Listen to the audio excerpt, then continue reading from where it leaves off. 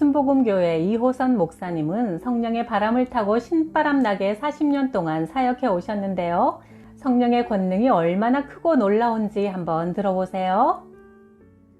1970년대 조용기 목사님은 토요일마다 사모님과 함께 오살리 기도원에 오셔서 기도굴에서 2-3시간 기도하고 내려가셨다. 그러므로 1970년 80년대 조용기 목사님의 말씀은 성령의 검, 불이었다. 최자실 목사님의 기도굴도 조용기 목사님 굴 옆에 있어 수시로 그곳에서 5월에 기도하셨다. 그러므로 최자실 목사님이 머리에 손을 얹고 기도하시면 거의 대부분 성령 세례를 받았고 귀신은 벌벌 떨며 쫓겨나갔으며 온갖 불치병이 나았다. 당시 우리나라는 전 국민의 생활이 어려워 돈이 없어 병원에도 못 가니 오살리 기도원에 가면 병고침 받는다는 소문을 듣고 폐결핵 환자, 각종 암, 정신병 환자, 귀신 들려 미친 사람들, 수많은 각종 병자들이 전국 각지에서 몰려왔다. 그들에게 성령 세례 받도록 안수기도를 하면 수많은 사람이 치유받고 성령불을 받아 신앙에 불이 붙었다. 수많은 목사님, 전도사님들도 올라와서 40일, 30일, 20일 금식기도를 하곤 했다. 그러자 뜨거운 성령의 바람이 불어 한국의 각 교회마다 불같이 성장했다. 그 시절의 부흥이 다시 한번 임하기를 기도한다. 나는 성균관대학 법학과를 졸업하고 법무부 국가공무원으로 근무하며 조용기 목사님이 담임하신 서대문 교회에 다니며 신앙생활을 했다. 나는 계속 승진해서 성공하고 출세하는 것이 삶의 목표였다. 1973년 어느 날 밤 숙직 당번이 되어 늦은 밤 기도를 하고 있는데 하나님이 말씀하셨다. 내가 너를 주의 종으로 불렀다. 나를 위해서 복음을 전파하라. 담대하라. 내가 너와 함께 하리라. 내가 너를 사랑한다. 하나님의 음성을 듣고 나니 내 가슴에 전율이 일어나고 목사가 되어야겠다는 사명감이 불같이 타올랐다. 대조동 순복음 신학교에 입학하여 졸업 후 법무부 공무원직에 사표를 냈다. 목회를 앞두고 오살리 기도원에서 금식 기도를 했다. 4일째 되는 날 구역질이 나서 누런 물을 계속 토해냈다. 5일이 지나자 속이 편안하고 몸과 마음이 아주 깨끗하고 상쾌해졌다. 몸속에 쌓여있던 독소가 다 빠져나가니 얼굴에 잡티도 없어지고 피부가 부드러워졌다. 금식 21일째 초저녁잠이 들어 눈을 감는 순간 갑자기 하늘문이 환하게 열리더니 소뚜껑만한 큰 손이 점점 내려와 내 머리 위에 안수하는 순간 큰 불덩어리가 몸에 쏟아지는 듯해 깜짝 놀라서 누웠다가 벌떡 일어나 펄쩍펄쩍 뛰었다. 내가 성령의 은사와 능력을 간구하며 금식 기도를 드리니 하나님의 손으로 내게 안수하셨고 그 후 사역하는 동안 언제나 성령의 권능이 나와 함께 하셨다. 1988년 뉴욕 순복음 연합교회에서 목회할 때다. 우리 교회 고집사님이 예배 후 전철을 타고 맨하탄으로 가는데 스님이 앉아 있었다. 전철 안에서도 승복을 입고 큰 삿갓을 쓰고 있었다. 당시는 뉴욕에 절이 없었으므로 스님도 없던 시절이다. 고집사가 다가가서 한국에서 오셨습니까? 하고 인사하니 스님이 한국말로 말했다. 저는 한국 사람인데 일본 후지산에 있는 큰 절의 주지승입니다. 뉴욕에 새 절을 세우려고 포기하러 왔다가 지금은 맨하탄 구경으로 잠시 외출 중이지요. 스님, 맨하탄 지리도 잘 모르시니까 제가 안내해드리겠습니다. 했더니 매우 반가워했다. 시내 관광을 마치고 큰 한국 식당으로 안내해 저녁 식사까지 잘 대접했더니 스님은 기분이 매우 좋아져 자기 이야기를 했다. 제가 주지승으로 있는 절에는 20여 명의 제자 승려들이 있습니다. 한국에서는 백두산 정기를 받았고 다시 일본 후지산의 정기를 받아 대승려가 되기 위해 20년 전 일본에 와서 절을 세워 수도하는 중입니다. 고집사가 말했다. 스님은 후지산에서 하늘의 큰 정기를 받으려고 돌을 닦으시지만 제가 다니는 우리 교회 목사님은 큰 돌을 이미 닦으시고 하늘의 가장 센 정기인 성령을 받으신 대단하신 분입니다. 그러니 오늘 저녁 우리 교회에 한번 나와보세요. 후지산 불보다 더 큰 불이 있습니다. 그랬더니 스님이 귀가 솔깃해서 그래요? 큰 불이 있으면 구경도 하고 참관도 하겠습니다. 했다. 고집사가 내게 전화했다. 목사님, 오늘 밤 예배는 단단히 준비하셔야 됩니다. 나는 어떤 설교를 전할까 기도했다. 하나님, 큰 스님이 온다는데 어떻게 해야 굴복시킬 수 있습니까? 성령의 불, 성령의 권능에 대해 담대하게 증거하라. 예배 전에 강대상에서 기도하고 있는데 마침 고집사가 스님을 모시고 교회 안으로 들어왔다. 스님은 삿갓을 벗으니 머리가 번쩍번쩍 빛이 났고 몸도 건장하고 체격이 장대했다. 예배가 시작되어 나는 성경에 나타난 성령의 역사에 대해 전했다.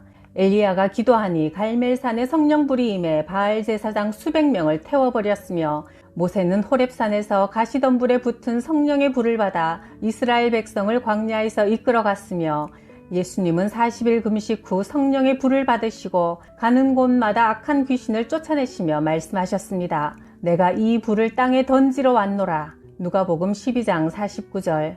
지금도 사람들이 성령의 불을 받으면 귀신이 고함치며 떠나가고 악한 사람이 변화를 받아 선하게 되며 더러운 사람이 정결하게 되며 약한 사람이 강하게 되고 병든 사람이 치료받는 큰 능력이 임합니다. 우리 모두 이 성령불을 받읍시다. 뜨겁게 선포하니 스님은 꼼짝도 하지 않고 나를 주시하면서 앉아있다가 손을 번쩍 들고 말했다. 목사 선생님, 제가 한 말씀 해도 되겠습니까? 스님은 앞으로 나와 마이크를 잡고 간증하기 시작했다. 제가 이 교회에 큰 불이 있다는 말을 듣고 오늘 밤 예배에 참석했습니다. 교회는 생전 처음입니다. 그런데 목사님이 한참 말씀을 하시는 중에 입에서 불이 나오더니 내 가슴에 파고들어 가슴이 뜨거워지고 온 몸에 진동이 왔습니다. 제가 후지산 깊은 산골짜기에서 밤이나 새벽이나 이 하늘의 불을 받으려고 20년 넘게 돌을 닦았으나 아무 반응이 없었는데 오늘 밤에야 제가 그토록 소원했던 불이 내 가슴에 뜨겁게 와서 박혔습니다. 정말 하늘의 불입니다. 내 눈에도 보였습니다. 이제 불을 받았으니 바로 저를 그만두고 교회에 나오겠습니다. 그날 밤 성령의 불이 그 스님을 항복시켰던 것이다. 스님은 그 후 뉴욕에 있는 장로교 신학대학에 입학했고 일본에 교회를 세우고 성령 충만을 한자로 써서 스님들에게 나누어주며 전도했다. 절마다 다니며 귀신 쫓는 기도를 하고 예수 그리스도의 복음을 전하다가 88세에 일본에서 돌아가셨다. 여의도 직할 성전에 세호 칼국수라는 식당을 운영하는 권사님이 있었다. 선교회 회장으로 교회 봉사에 헌신을 많이 했고 식당 규모도 크고 음식이 맛이 있어 교회에서도 구역 모임이 있으면 이 식당에서 회식을 자주 했다. 권사님은 바쁘게 식당 일을 하면서도 매달 한 번은 꼭 나를 초청해 오후 3시에 식당 안에서 감사 예배를 드렸다. 수십 년을 한결같았다. 이 식당 종업원 중에 중국 연변에서 와서 일하는 또순이라는 젊은 자매가 있었다. 연변에서부터 교회 다니며 열심히 신앙생활을 하는 믿음 좋은 자매라 우리가 예배 드릴 때 꼭 옆에 와서 참여했다. 예배를 마치면 또순이는 내 앞에 머리를 내밀며 안수기도를 해달라고 요청했다. 제가 머리카락이 자꾸 빠져서 머리가 민둥산처럼 대머리가 되어가고 있어요. 그래서 항상 모자를 쓰고 일하는데 병원에 가서 치료도 받았지만 소용이 없어요. 목사님, 머리카락이 솟아나도록 기도해 주세요. 어떻게 반들반들한 머리에 머리카락이 다시 나올 수 있겠나? 목사인 나도 믿음이 생기질 않고 식당 주인 권사님도 어이가 없어 웃었다. 그러나 예배 때마다 머리를 내밀고 목사님 머리카락 나오게 기도해 주세요 하니 마지못해 하나님 이 자매님 두피에 머리카락이 많이 새롭게 솟아나고 대머리가 되지 않게 해주옵소서. 예수 그리스도 이름으로 명하노니 머리카락은 나올지어다 나올지어다 하고 기도는 해주었지만 마음속으로는 믿음이 가지 않았다. 그런데 정말 몇 달 지난 후 대머리 이마 위에 머리카락이 새까맣게 올라오기 시작했다. 또순이 자신이 믿음을 가지고 끈질기게 기도하니 하나님께서 그 기도를 들어주신 것이다. 그 후 수개월 동안 머리카락이 새까맣게 자라서 모자를 쓰지 않고도 일을 하고 밖으로 다니게 되었다. 우리는 하나님이 베푸신 놀라운 기적에 감사드리고 감탄했다. 자매는 후에 돈을 많이 모아 부부가 연변에서 식당을 차려 부유하게 산다는 소식을 전해 들었다. 1975년 내가 오살리 기도원에서 전임 전도사로 사역할 때다. 정신 이상이 된 30대 젊은 남자를 사람들이 손을 꽁꽁 묶어서 데려왔다. 그의 아내가 사연을 말했다. 제 남편은 순복음교회 전도사인데 얼마나 신령하고 성결하게 사역을 했는지 밤에 잠을 잘 때도 양복을 입고 넥타이를 메고 잤어요. 예수님이 한밤중에 오실지도 모르니 정장을 갖추고 자다가 일어나 맞아야 한다는 겁니다. 게다가 부부도 밤에 함께 자면 안 된다며 늘 각방을 썼어요. 그런데 처음 교회 부임할 당시는 성도가 40여 명 출석했는데 한 2년쯤 지나자 부흥은커녕 오히려 반으로 줄어들었고 남편이 설교를 하면 아내인 내가 먼저 은혜를 받아야 하지만 이상하게 말씀을 들을 때마다 마음에 평안이 없고 답답하기만 하더라고요. 그러던 어느 날 새벽기도 나오시는 권사님이 땡그랑 땡그랑 종이 울리는 소리를 듣고 종탑을 올려다보니 전도사님이 벌거벗은 몸으로 종을 치는데 달빛에 알몸이 번쩍 보였다고 합니다. 이때부터 남편 전도사가 횡설수설 헛소리를 해대니 새벽기도 시간에 예배를 드리지도 못하고 교회 안이 웅성거렸지요. 하는 수 없이 제가 청년들과 같이 남편을 강제로 묶어서 오살리 기도원에 오게 된 겁니다.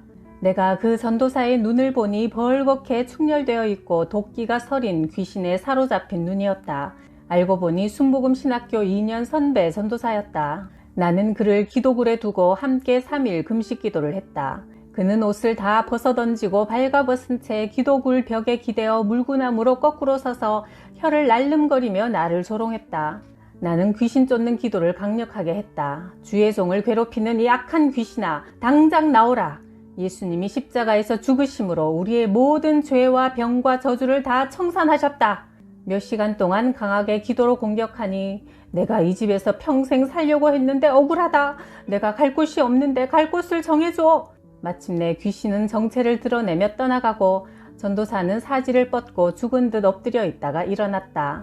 제정신이 들어 주위를 살펴보더니 그가 말했다. 정말 감사합니다. 제가 귀신에 사로잡힌 것을 알았지만 귀신이 내 말과 행동을 완전히 지배하고 조종했기 때문에 귀신이 시키는 대로 행동할 수밖에 없었습니다. 이제 행동과 말도 풀리고 자유롭게 되었습니다. 제가 신학교 다닐 때 산기도를 갔다가 어느 이름 모르는 능력 있는 신유 목사라는 사람에게 안수기도를 받았습니다. 그런데 그 후부터는 이상하게 기도하거나 설교를 해도 마음에 기쁨이 없고 짜증스럽고 불편한 채로 목회를 계속 해왔지요. 이처럼 악령은 목회자에게도 들어올 수 있으며 거룩함을 가장한 비상식적인 행동은 악령의 속임수다.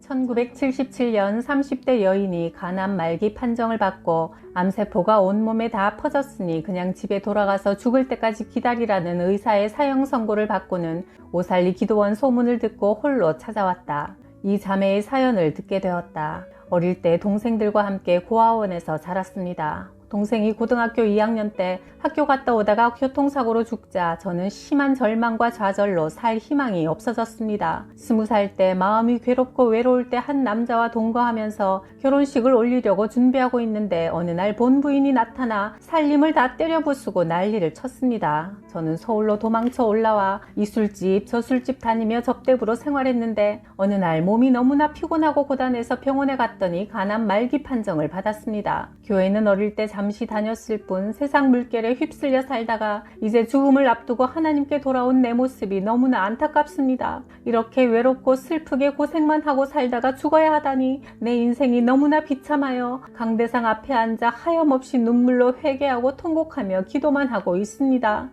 나는 자매가 너무 불쌍해서 수시로 안수기도를 해주었다. 자매는 하나님 나를 살려주시면 이제 예수님 믿고 올바로 살겠습니다. 저는 아직 젊은 나이입니다. 너무나 억울합니다. 하며 눈물로 쉬지 않고 통곡했다. 그날 저녁 성전 뒷자리에서 교인들이 모여 웅성거리기에 가보니 그 자매가 기도하다가 심장이 멈추어 호흡이 끊어져 죽어 있었다. 시신을 빈 방에 옮겨놓고 날이 새면 의사의 사망 진단을 받고 경찰에 신고하기 위해 그 밤에 나는 그곳을 지켜야 했다. 한밤중에 나와 교대한 직원이 내 방문을 쾅쾅 두드렸다.